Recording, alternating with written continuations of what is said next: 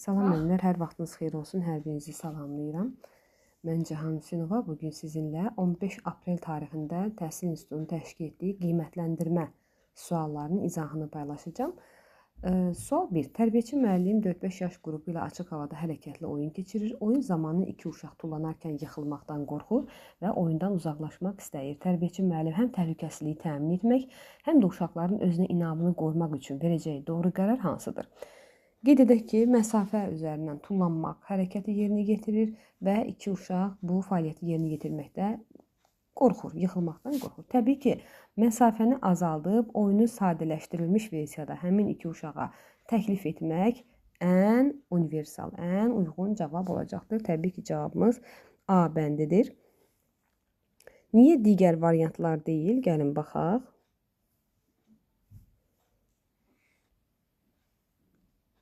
Niyə digər variantlar deyil? Çünki deyir, oyunu dayandıraraq. Ümumiyyətlə, oyunu hər hansısa bir uşağa görə fəaliyyəti dayandırmaq olmaz. Oyunun qorxunu aradan qaldırmaq məsələ onları oyuna qoşmağa məcbur etmək ümumiyyətlə olmaz. Qorxan uşaqları müşahidəçi roluna keçirməkdir. Yəni, pasiv vəziyyətə salmaq, onları fəaliyyətdən kənar tutmaq. Təbii ki, bu da yanlış seçimdir. Oyun zamanı uşaqlara daha sürətli tullanmağı tapşırmaq. Ümumiyyətlə, müəllimlər, situasiya testlərində hər zaman uşaq yönümlü cavabı tutmaq, yəni uşaqların xeyrinə, uşaqların iştirakını təmin edə biləcək variantları, asan versiyada onların həmin fəaliyyəti yerinə yetirə biləcək variantlar təqdim olunmasına nail olmaq lazımdır. İkinci sual, yəni burada olacaq cavabımız A bəndi, maneəni azaldıb, oyunu sadələşdirmək və bütün uşaqların iştirakını təmin etməkdir. Qeyd edək, ikinci sualı tərbiyəçi müəllim açıq hava fəaliyyətində uşaqlara ağacın aşağı budağına dırmaşmaq imkanını yaradır. Bir valideyn bu fəaliyyəti təhlükəli hesab edir və narazıçılıq bildirir. Bu vəziyyətdə tərbiyəçi müəllimin peşəkar yanaşması hansı olmalıdır? Qeyd edək ki, valideynlə münasibətlərdə, ümumiyyətlə valideynlərlə işin təşkili, ailələrlə işin təşkili mövzusunda ən doğru variant valideyni əvvəldən məlumatlandırmaq olan variantdır.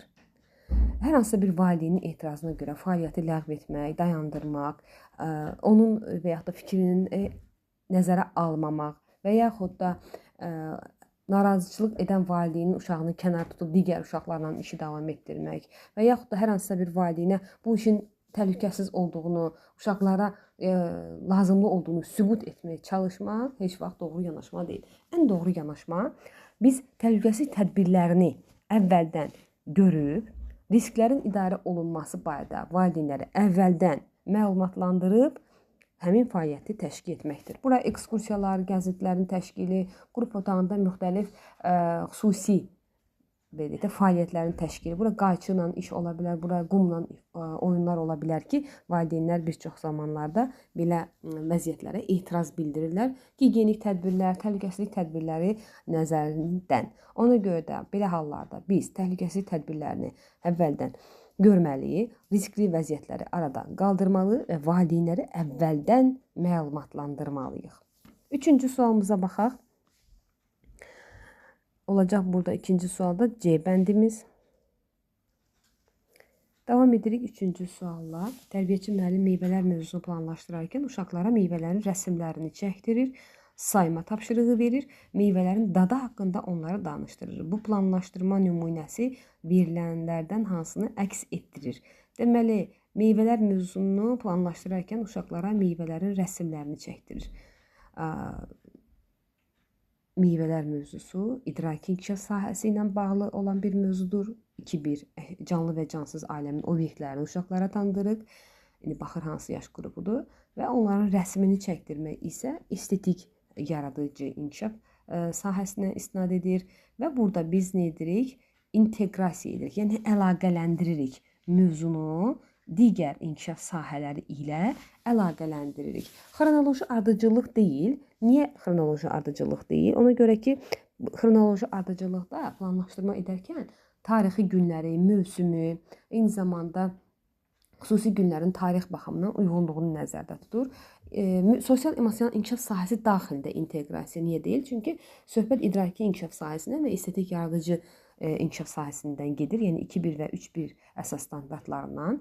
Ona görə də sosial-emosional deyil. Mövzu üzrə diaqnostik qiymətləndirmə. Yəni burada diaqnostik qiymətləndirmədən yox, planlaşdırmadan söhbət getdiyi üçün deyil və diferensial təlim strategiyası. Burada isə uşaqların fərdi xüsusiyyətlərinin nəzərə alınması ilə bağlı hər hansısa bir ifadə bizim diqqətimizi çəkmədi. Burada tərbiyəçi sadəcə planlaşdırmanı edir və mövzunu daha belə deyək də, əhatəli keçməyə, əlaqələndirərək keçməyə çalışır. Ona görə də təbii ki, olacaq inteqrasiya, inkişaf sahələri arasında inteqrasiya ən uyğun variantdır. Müəllim plan hazırlayarkən məşğələlərdə istifadə edəcək təlim üsulları, resurslar, iş formaları müəyyən edir. Bu hansı növ planlaşdırmaya aiddir? Qeyd edək ki, biz illik və cari planlaşdırma zamanı hər ikisində resursların olduğunu diqqətinizə çatdırmışıq sizin. Təlim üsulları getdikdə söhbət iş üsullarından, iş formaları isə bizim bildiyimiz elə təlimin formalarından söhbət gedir və burada təbii ki, olacaq cavabımız cari, yəni həftəlik planlaşdırma. Bilirsiniz ki, yalnız perspektiv, yəni illik və cari həftəlik planlaşdırmamız mövcuddur. Nə strateji, nə diaqnostik, nə də yox, illik var. İllik və perspektiv 2 variantı. Nə strateji planlaşdırmamız, nə də diaqnostik planlaşdırmamız olmur.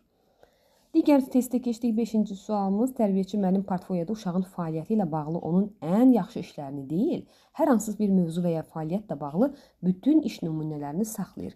Tərbiyəçi müəllim bunu hansı məqsədlə edir? Qeyd edək ki, ümumiyyətlə biz uşağın eyni fəaliyyət üzərində sentyabr, noyabr, yanvar, fevral ola bilər, aprel, iyun aylarında eyni fəaliyyət, eyni məşğələ mövzusu üzərində hər hansısa bir əl işini, nümunəsini, iş vərəqini saxlaya bilərik. Burada məqsəd uşağın müəyyən, yəni sentyabr ayından ilin sonuna qədər inkişaf dinamikasını izləmək üçün, yəni inkişaf dinamikası nədir? İrəliləyişini, inkişaf prosesini izləmək məqsədi ilə saxlaya bilərik. Yəni sentyabr ayında necə idi, noyabrda necə idi, yanvarda, fevralda, apreldə və iyun ayında hansı irəliləyişi, hansı inkişaf yolunu keçmişdir, bunu görməyə bizə şərait yaradır. Deyir, yalnız uğurlu nəticələr, ümumiyyətlə testlərin 99%-də yalnız sözü varsa, o variant yanlışdır. Vizual olaraq daha cəlbedici etmək məqsədi ilə. Əslində, vizual olaraq daha cəlbedici etmək məqsədi ilə deyil də, portfolyo bilirsiniz ki, uşaqların inkişafını izlənilməsi məqsədi daşıyır. Biz uşaqların fəaliyyətlərini, nümunələrini orada saxlayıb, həm valideynlə bölüşüb, uşağın inkişaf dinamikası ilə onu tanış edə bilirik, həm də bir illik fəaliyyətlərimizi yekun hesabat edərkən dəyərləndirmək üçün istifadə edirik.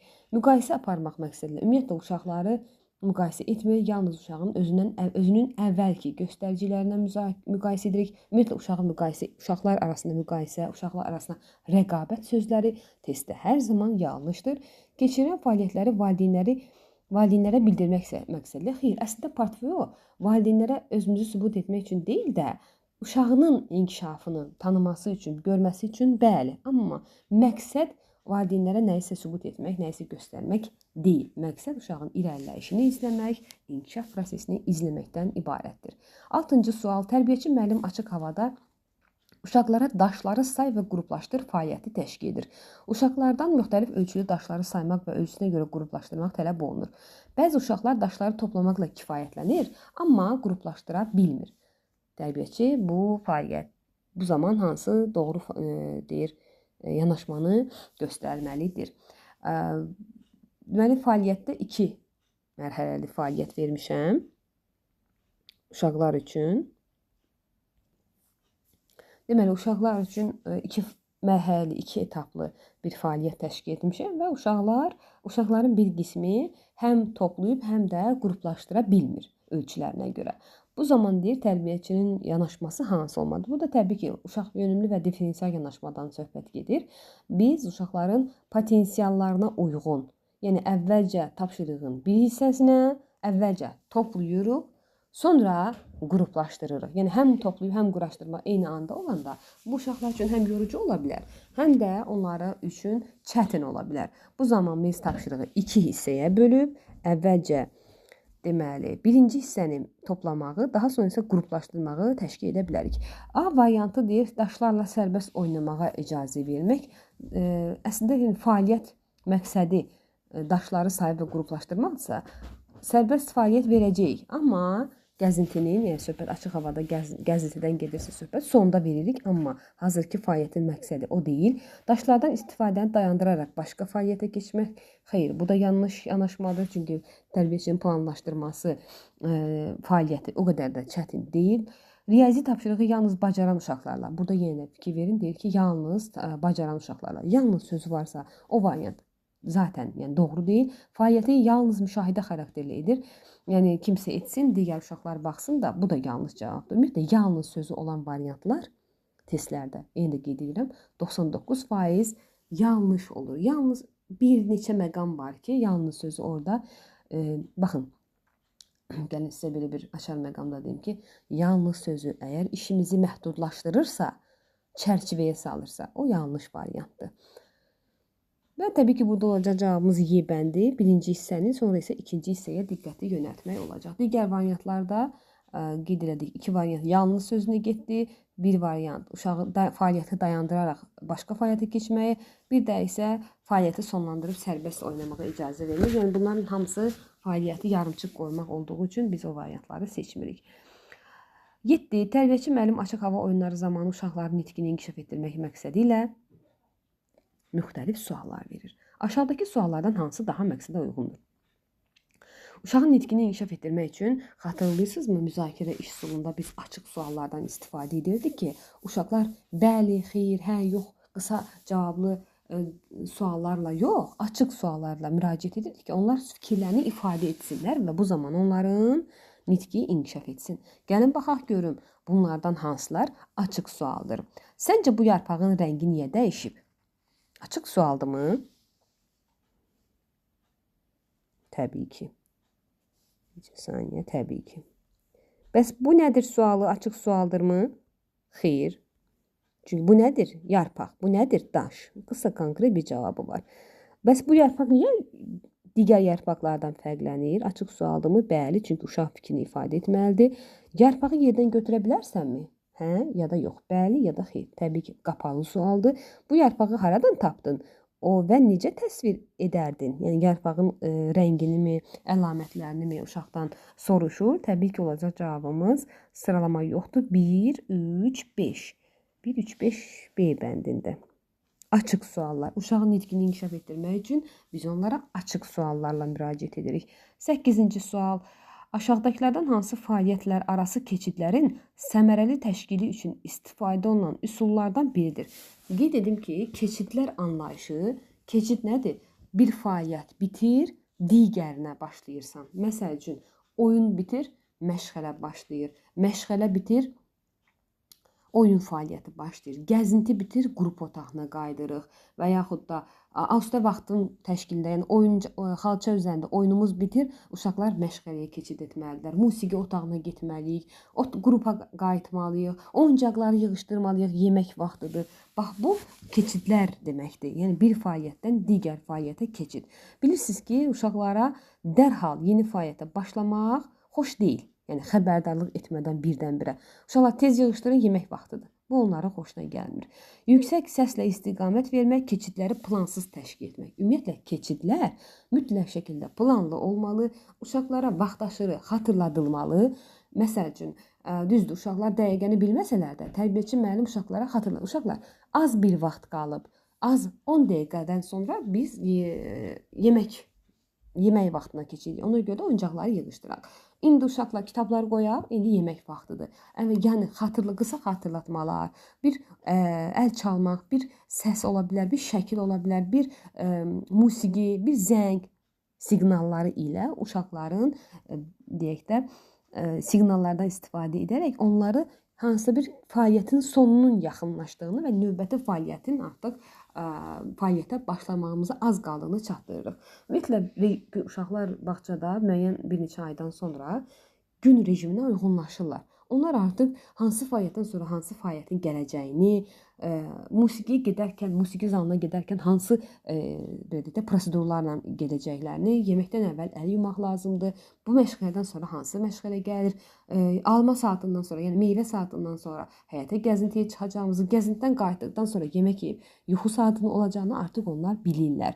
Bu zamanda biz bu keçidləri səmərəli təşkil etməklə onları fəaliyyətlər arası, yəni keçidlərini rahat adaptasiya olmalarını təşkil edə bilərik. Olur cavabımız C bəndi. Gəlin baxaq D və Y-yə. Deyir ki, bir fəaliyyətdən digərinə keçərkən uşaqların sərbəstliyinə mane olmamaq. Yəni, yox, burada sərbəstlik dedikdə, yəni deyir ki, yəni mane olmaq o istədikləri qədər oynasın. Yəni belə bir fikirdir. Təbii ki, yanlışdır. Uşaqları sıraya düzərək növbəti fəaliyyətin nə olduğunu izah etmək xeyr. Bunun üçün xüsusi izaha ehtiyac yoxdur. Zaten əvvəldən biz hər hansısa bir fəaliyyətlər arası keçidlərdə onları diqqətini çəkmək üçün əl çala bilərik, çırpma çala bilərik. Hər hansısa bir taqqıldatma işarəsindən 3 dəfə tak tak tak işarəsi verə bilərsiniz. Səsinizin tonunu azaldıb qaldıra bilərsiniz, nazikləşdirə bilərsiniz. Hansısa bir personajın dilindən danışa bilərik ki, bunların hamısı uşaqlarda fəaliyyətlər arası keçidləri səmərəli təşkil etməyə bizə imkan yaradır. Olacaq cavabımız C bəndi. Daha uşaq yönümlü yanaşmağa çalışırıq, yəni. 9-cu sual. 9-cu sual. Nəfəs al 1 2 3 4, nəfəs ver 1 2 3 4 5 nümunəsi əsasən hansı məqsədə xidmət edir? Deyir uşaqlarda çevikliyi və sürətli qaçma bacarığını inkişaf etdirməyə nəfəs alırıq, nəfəs veririk. Çeviklik, sürət. Nəfəs almaq, nəfəs vermək xeyr. Uşaqlarda özünü tənzimləmə və sakitləşmə bacarığını gücləndirməyə olar. Özünü tənzimləyir, nəfəs almaq, nəfəs vermək, sakitləşdirmək. Bu bizim fiziki mədəniyyət məşğələsinin yekun hissəsində də var belə nəfəs texnikaları. Cavabımız B bəndidir. Gəlin digər variantlara da baxaq. Deməli, uşaqlarda müstəqil yaradıcılıq qabiliyyətinin formalaşması, yəni 1-dən 5-ə qədər saymanın, geriyə saymanın və yaxud da 1-dən 4-ə qədər saymanın müstəqil yaradıcılıqla, yəni rəsmlə, musiqi ilə heç bir əlaqəsi yoxdur. Uşaqlarda uzun müddət nəfəsi saxlama bacarığını inkişaf etdirmək. Xeyr, biz burada nəfəs saxlamağı deyil də, uşaqların sakitləşməsini təşkil edirik. Uşaqlarda fiziki mədəniyyət məşğələsi zamanı verilən istiqaməti doğru müəyyənləşdirmələrinə. Düzdür, fiziki mədəniyyətdə istifadə edirik, amma biz onu məsafəni düzgün müəyyənləşdirmək üçün yox, uşaqları sakitləşdirmək üçün istifadə edirik. 10-cu sual. Tərbiyəçi sərbəst fəaliyyət zamanı, müəllimin daha doğrusu sərbəst fəaliyyət zamanı əsas rolu nədən ibarətdir? Tərbiyəçi müəllimin sərbəst fəaliyyət. Sərbəst fəaliyyət yəni asudə vaxtın təşkili hesab olunur, bildiyimiz. Qeyd edir ki, burada tərbiyəçi müəllimin əsas rolu nədən ibarətdir? Təbii ki, uşağın fəaliyyətini tam idarə etmək və bütün qərarları müəllimənin yəni verməsi, təbii ki, bu sərbəst fəaliyyət deyil. Uşağı fəaliyyətdə əsasən səhvlərini izləmək və onları daimi qeyd etmək. Belə bir sual sınaqlarımın birində olmalıdır. Sərbəst fəaliyyət davamlı olaraq səhvləri düzəltmək deyil. Təsəvvür edin ki, elə addım başı sizin kimsə səhvinizi düzəldir. Şərait yaratmır ki, o işi axıra qədər özünüz görəsiniz. Bu zaman təbii ki, yanlış olacaq.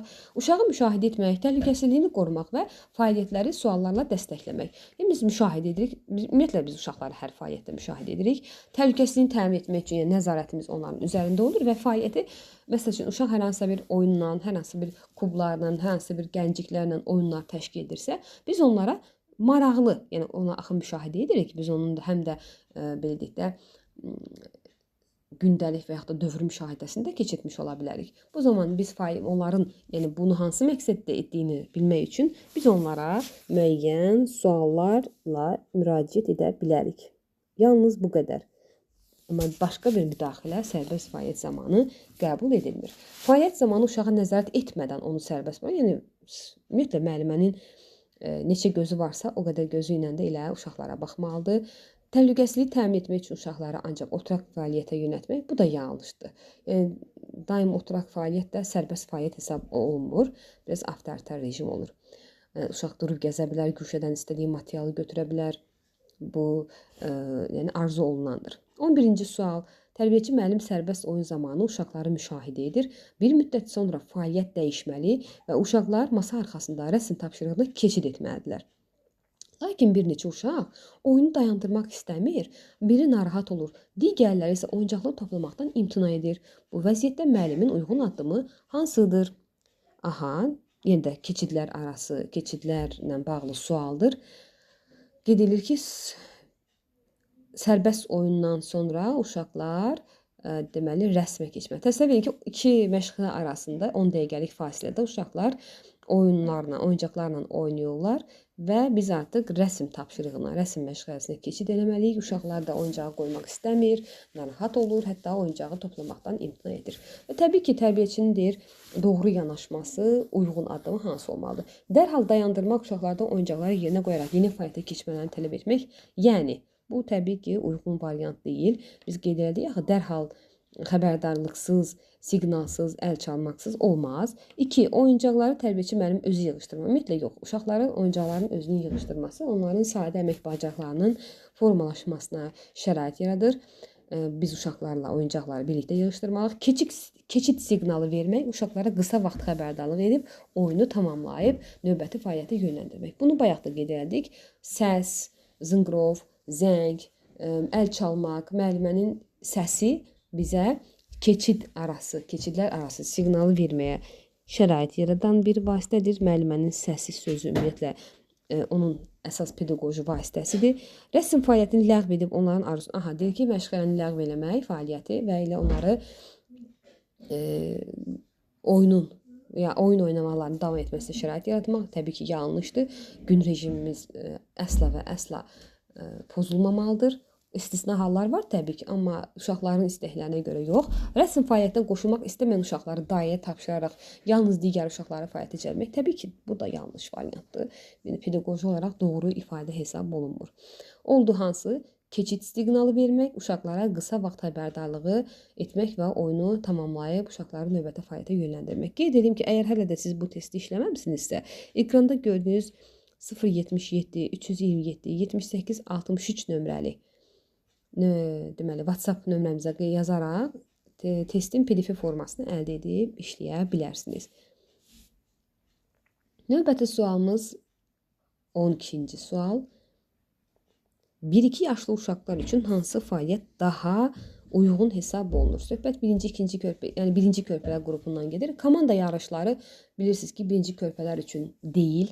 Komanda olmaq üçün uşaqlar orta, böyük qruplarda, hətta məktəbə hazır qruplarda olmalıdırlar. Sayma hesablama körpələr qrupu üçün deyil. Qaydalı oyunlar aşağı qruplar üçün deyil. Rəqəmləri tanımaq aşağı qruplar üçün deyil. Rəqəmləri biz yuxarı qruplarda, hətta daha çox məktəbə hazır qrupunda öyrədirik. Sensor fəaliyyət təbii ki, sensor tərbiyə, sensor fəaliyyət, toxunma, su oyunları ən uyğun variant olacaqdır. Cavabımız D bəndi. 13-cü sual. Açıq hava oyunlarını planlaşdırarkən təhlükəsizlik tədbirlərinin görülməməsi verilənlərdən hansına səbəb olar? Yəni, açıq havada oyun, gəzintidən gedir söhbət. Təbii ki, nə olar? Bu daha sadə sualdır. Digər variantları heç təhlil etməyə ehtiyac yoxdur. Uşaqların zədələnməsinə, ümumiyyətlə, açıq havada gəzinti, ümumiyyətlə, oyun təşkil etməmişdən öncə tərbiyəçi bağçanın həyətyanı sahəsini nəzərdən keçirməli. Orada hər hansısa bir birlikdə xoşa gəlməz məqamlar varsa, onları aradan qaldırmağa köklənməli. Qrup otağının, yəni tərbiyəçi köməkçisi ilə bu məsələləri diqqətdən keçirməlidirlər. Zədələnmənin qarşısı mütləq şəkildə uşaqların zədələnməsinə səbəb ola bilər. O maraqlı olmasına oyunların xeyir, sosial bacarıqların inkişafına xeyir, yəni təhlükəsizlik tədbirlə sosiallığın əlaqəsi yoxdur. Təlim prosesinin yaxşılaşmasına xeyir, aktivliyin artmasına xeyir. Yəni bu variant, bu sual çox sadə sualdır, hədiyyə sualdır. 14-cü, açıq hava oyunlarının uşaqların idraki inkişafına təsirini müəyyənləşdirin. Piylənmə riski təbii ki, bu sağlamlıqla bağlıdır, deyil. Əməkdaşlıq bacarıqları sosial bacarıqlardır, xeyir. Stresi azaldır, bu da deməli uşağın sosial-psixoloji vəziyyətinə bağlıdır, idrak inkişafına əlaqəli deyil. Motor bacarıqları fiziki inkişafdır. Öyrənməni stimullaşdırırmı? Bəli, bu idraki bacarıqdır. Tədqiqat bacarıqlarını inkişaf etdirirmi? Bəli. Yuxu keyfiyyəti, xeyr, bu fiziki inkişafla bağlıdır. Yaradıcılığı stimullaşdırırmı? Bəli. Olacaq cavabımız deməli 5-ci 6-cı və 8-ci. 5, 6, 8 B bəndi. Cavabımız B bəndi. 15-ci sual. İnteqrasiya anlayışı nəyi ifadə edir?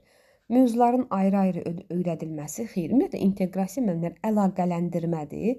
Mövzuları keçərkən, hər hansısa bir mövzu keçərkən tərbiyəçinin inkişaf sahələrinin əlaqələndirməsidir. Bu, həm inkişaf sahəsinin daxilində ola bilər, həm də inkişaf sahələri arasında ola bilər ki, inteqrasiyanın məktəbə qədər təhsildə 2 növü var.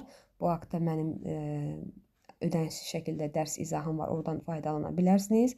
İnteqrasiya, inkişaf sahəsi daxili və inkişaf sahələri arası olur məktəbə qədər təhsil sahəsində. Təbii ki, burada cavabımız B variantıdır. İnkişaf sahələrinin əlaqələndirilməsidir. Burada həm inkişaf sahəsi daxili, həm də inkişaf sahəsi arası hesab olunur. Təlimi sadələşdirirmi, inkişafı dəyərləndirirmi? Mövzuları azaltmır. İnkişaf dəyərləndirmə ilə inteqrasiyanın əlaqəsi yoxdur. Təlimi sadələşdirirmi? Əslində sadələşdirir, amma ən doğru variant bizə inteqrasiya mövzuları əlaqələndirməyə şərait yaratdığı üçün ən doğru variantı götürəcəyik B bəndini. 16-cı sual. Aşağıdakılardan hansı inkişaf sahələri daxilində inteqrasiya nümunəsidir? Aha, inkişaf sahələri arası. İndicə yuxarıda qeyd edildiyim kimi 16-cı sual. Gəlin baxaq görüm. Nitq inkişafı, nitq nədir? 2-2, məntiqi təfəkkür 2-3. Yəni qələmimiz hanı? Qələmimizlə yazaq. Deməli, A variantı 2-2, məntiqi təfəkkür 2.3. Bu nədir? İnkişaf sahəsi daxilində inteqrasiya. Cavabımız olacaq elə A bəndi. Gəlin B-yə baxaq. Kiçik motorika 1.1.4, savad təlimi, xüsusilə savad təlimi verilir 2-2 ilə. 2-2-5, 2-2-4.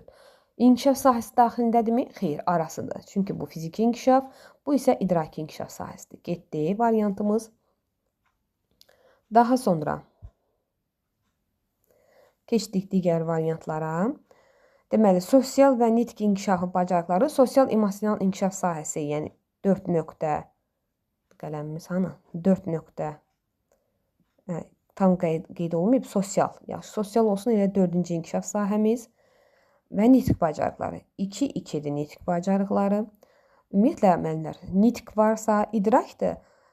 Sosialda isə ünsiyyət bacarıqlarıdır. Yenə də olacaq sosialla idrak inkişaf sahəsi arası, fiziki və məntiqi təfəkkürün birləşməsi. Fiziki inkişaf 1-1, xüsusən ən çox, daha çox istifadə olunan 1-1, məntiqi təfəkkür isə 2.3-dür. Deməli, birinci bir inkişaf sahəsi D bəndi 2.3 olacaq.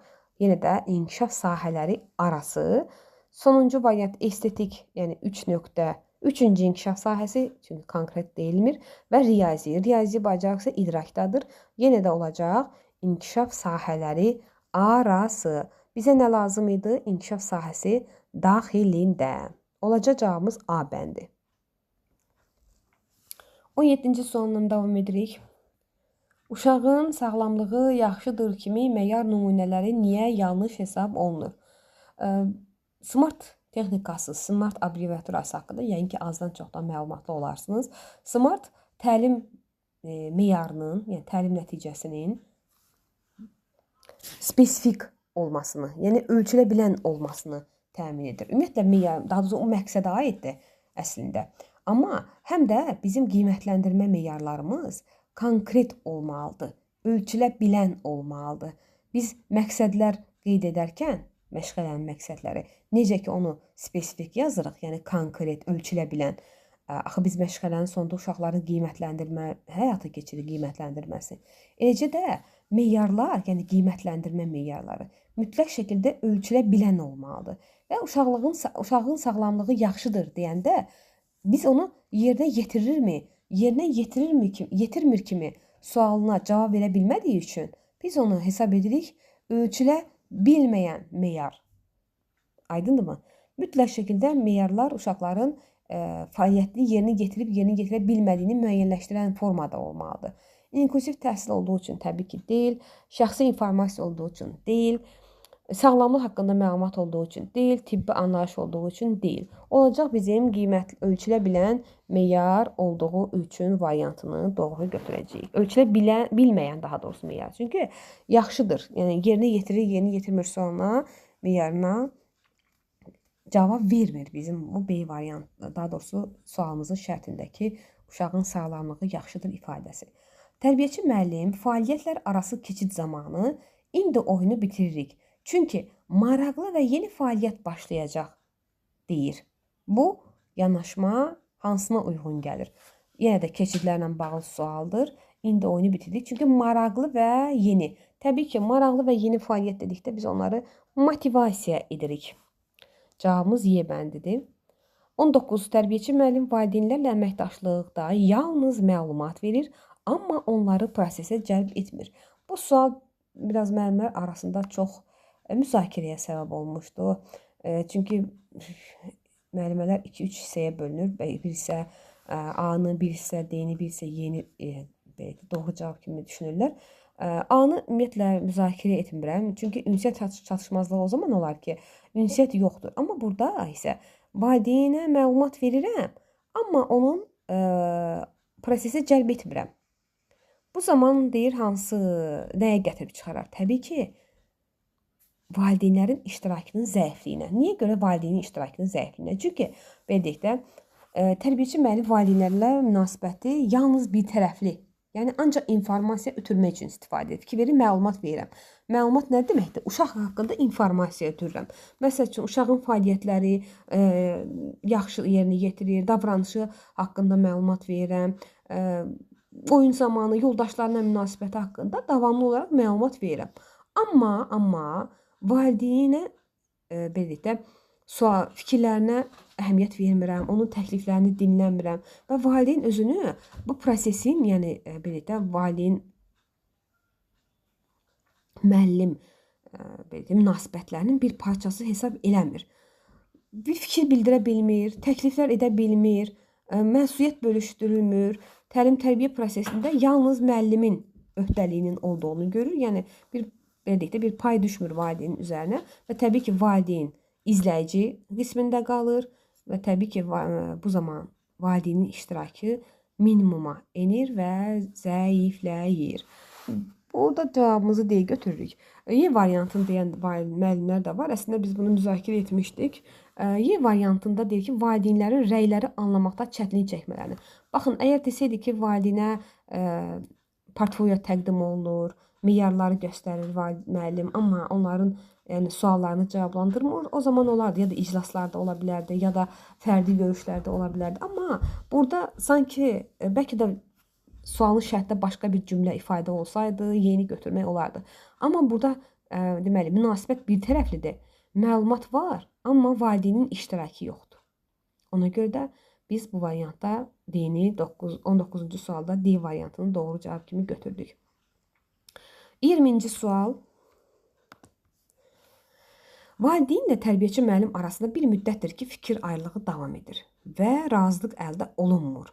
Müəllim, tərbiyəçi müəllimin növbəti addımı nə olmalıdır? Ümumiyyətlə, həm tərbiyəçi müəllimlə valideynlər, həm həmkarlar arasında uzun müddət davam edən narazıçılıqlar, belə deyək də, davadalaşlar olarsa, biz mütləq şəkildə üçüncü tərəfin, yəni rəhbərin, mütəxəssisin, Qəyyumlar Şurasının, yəni digər həmkarlarımızın köməyindən bu məsələni həll etməkdə istifadə etməliyik mütləq şəkildə. Olacaq cavabımız C bəndi. Belə deyək də, bir ağ çək dəstəyə lazım olur. A variantında deyir ki, tərbiyəçi müəllim valideyn öz aralarında müzakirəni davam edir. Yəni, zaten davam edib də, uzun müddət davam edir və bir nəticəyə gələ bilmirik. Bu nə qədər davam etsin daha yanlışdır. Tərbiyəçi müəllim valideyn ilə bütün əlaqələri, ümumiyyətlə, mən o valideyndən xoşum gəlmir, onunla əməkdaşlıq etmirəm kimi bir seçimimiz yoxdur. Valideynlə əməkdaşlıq tərbiyəçi müəllimin vəzifə borcudur həm də. D bəndi, tərbiyəçi müəllim üzdə razılaşdığını göstərməklə kompresi. Yəni, deyir ki, yalandan valideynlə razılaşdığını göstərib, üzünü çevirib yenə də öz bildiyini etməlidir. Təbii ki, yanlış variantdır. Valideynin pedaqoq kimi onun mövqeyinə hörmət etmək üçün, yəni deyir ki, mənim nüfuzum, mən müəlliməm, mənim dediyim olmalıdır deyib onu hörmət etməyə çağırmalıyam. Təbii ki, bu da yanlış variantdır. Ən gözəl, ən doğru variantımız C variantıdır. Mütləq şəkildə dəstək. Sıralama bacarığı 21-ci sual. Sıralama bacarığı uşaqların nitqinin inkişafına təsiri haqqında doğru fikir hansıdır? Bu testi müəllimlərin əksəriyyəti riyaziyyatla əlaqələndiriblər. Təbii ki, ilk variantda sıralama bacarığı dedikdə bizim belə təsəvvürümüzə riyazi nəsə hesablama bir saylar falan rəqəm gəlir. Amma burada diqqət etirsəz, sualın şərtində deyir ki, nitqinin inkişafına təsiri. Təbii ki, sıralama bacarıqları uşaqlarda cümlə qurmağı, hekayə danışmağı inkişaf etdirir. Yəni, cümlələri ardıcıllığının təşkil etməyi, yəni sıralamağı. Söz ehtiyatı artırırmı? Xeyr, yəni sıralama bacarığına söz ehtiyatının əlaqəsi yoxdur. Növbə gözləmək bacarığı, yəni nitqinin inkişafı ilə yenə də burada deyirəm, əlaqəsi yoxdur. Daha sonra sıra sayları və rəqəmlər haqqında bilik formalaşır. Yenə də bu nitqlə əlaqəsi yoxdur. Puzzle'ları danışaraq qurmaq bacarığı, xeyr, yəni burada da əlaqəsi yoxdur. Yəni, sıralama bacarığının nitqi ilə əlaqəsi təbii ki, ən doğru variantda cümlə qurmaq, yəni ardıcıllıq, məntiqi ardıcıllıqla cümlə qurmağı, sıralama və hekayə danışmağı inkişaf etdirir deyəcəyik. Və nəhayət son 3 sual, 22. Uşaqlarda hadisələrin səbəb-nəticə ardıcıllığını izləmə bacarığını formalaşdırmaq üçün tərbiyəçi müəllim onları necə istiqamətləndirir? Hadisələrin səbəb-nəticə, yəni bir səbəb və nəticəsi. Bunu edən zaman nə düşündün? Yəni, səbəb-nəticə deyil. Bir növ səbəb-nəticə əlaqəsi deyəndə, bir növ refleksiya kimi də başa düşə bilərsiniz. Bunu edən zaman nə düşünürdün? Bunu etməyin məqsədi nə idi? Bunu edərkən nə hiss etdirdin? Əslində, bunların hamısı fikir verir, refleksiv suallardır. Ən çox hansını bəyəndin? Amma Y-yə baxın, deyir, əvvəl nə etdin? Sonra nə oldu? Yəni, nə etdin ki, belə oldu? Səbəb nə idi ki, belə oldu? Yəni, nəticəsi də belə oldu. Səbəb o idi ki, məsəl üçün, tutaq ki, stəkanı gətirdim, stolun üstünə qoydum, sonra əlim dəydi, dağıldı. Yəni, nəticəsi dağıldı, əlim dəydiyi üçün, səbəb də stəkanı oraya qoymuşam. Yəni, primitiv şəkildə belə izah edə bilərik ki, Y variantında əvvəl nə etdin, sonra nə oldu? Olacaq səbəb-nəticə əlaqəsi. Bunu da bəzi müəllimlər desən, yanlış etmişdilər. 23. Açıq hava oyununda hansı yarpaq böyükdür? Sualı hansı bacarığı inkişaf etdirir? Deyir, tərbiyəçi müəllim uşağa sual verir ki, hansı yarpaq böyükdür? Təbii ki, müqayisə. Müqayisə bacarığı. Sosial bacarıq deyil, fiziki bacarıq deyil, emosional bacarıq deyil. Uzaqbaşı müəllimə qala bilər iki variant arasında ki, nitq bacarığı, yoxsa müqayisə bacarığı. Və təbii ki, hansı yarpaq böyükdür deyirəmsə, mən uşaqlara yəqin ki, müxtəlif ölçülü yarpaqlar təklif etmişəm. Bu zaman mənim məqsədim uşaqlarda müqayisə bacarığını inkişaf etdirməkdir. 24. Tərbiyəçi müəllim sualları uşaqlara yalnız bəli, xeyr cavab variantlarını təhrik edir. Sualları, tərbiyəçi müəllimin sualları deyir, uşaqları yalnız bəli, xeyr cavab variantlarına təhrik edir. Yəni, qapalı suallardır. Təbii ki, qapalı sual nə edir? Bayaq qeyd edirik, açıq sual nitqi inkişaf etdirirsə, qapalı sualda nitqi məhdudlaşdırır, düşünməni məhdudlaşdırır. Bəli, xeyr deyib, uşaq suallara cavab verirsə, nitq məhdudlaşır, düşünmə məhdudlaşır. Sərbəst fəaliyyət zamanı tərbiyəçi müəllimin həddindən artıq müdaxiləsi hansı nəticəyə səbəb olur? Bu da sadə sualdır. Təbii ki, uşaq müstəqilliyinin azalmasına, sərbəst fəaliyyət adının göründüyü kimi sərbəstlik ifadə edir uşaq üçün. Amma mən davamlı olaraq müdaxilə edirəmsə, uşaqların fəaliyyətinə müdaxilə edirəm, onları məhdud bir sərhəd tanıyıramsa, fəaliyyətdən məşğul olmaq üçün nə olur? Uşaqların müstəqilliyi azalır. Fiziki inkişaf sürətlənir, xeyr, nitq bacarığı inkişaf edir, xeyr, sosial bacarıq, xeyr, riyazi bacarıq, xeyr. Nə oldu? Uşağın müstəqilliyi azaldı. Qeyd edeyim ki, mənim tərbiyəçi müəllimləri dəstək məqsədi ilə vaxtaşırı ödənişsiz sınaqlarım olur, 60 suallıqdan ibarət. Əgər siz onları hələ də işləməmsinizsə, mart ayında, sentyabr ayında, ondan öncəki aylarda, Onları da əldə etmək üçün yenə də nömrəmizlə əlaqə saxlayıb, həm ödənişsiz qruplarımıza, Telegram qrupuna, WhatsApp qruplarına qoşulub, həm də sınaqları işləmək şansı əldə edə bilərsiniz. Kanalımıza abunə olmağı unutmayın ki, növbəti izahlardan və digər mövzu izahlarından, sual-cavablardan da xəbərdar olasınız. Uğurlar arzulayıram hər birinizə. Növbəti izahlarda görüşərik.